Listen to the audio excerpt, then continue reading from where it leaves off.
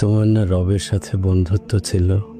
তুমি না মোনাজাতে ফুপিয়ে ফুপিয়ে কান্না করতে আর বলতে, হে আল্লাহ, আমি তোমাকে ছাড়া আর কাউকে চাই না। তাহলে এখন কেন তোমার রবের সাথেই বিচ্ছেদ? তুমি না তওবা করেছিলে? তুমি না আল্লাহর জন্য সব ছেড়ে দিয়েছিলে? তুমি না বুঝতে পেরেছিলে তোমার আসল ঠিকানা কোথায়? তুমি না মুমিন হতে চেয়েছিলে, ইসলাম মেনে চলতে চেয়েছিলে? ভুলে গেছো? আবার কেন পাপে জড়িয়ে গেলে?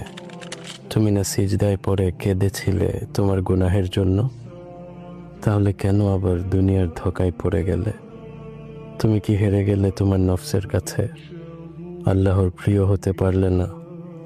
বারবার শয়তানের ফাঁদে পা ফেলছো? ব্যাপার না, এখনো সময় আছে। তুমি কি জানো না তোমার রব কত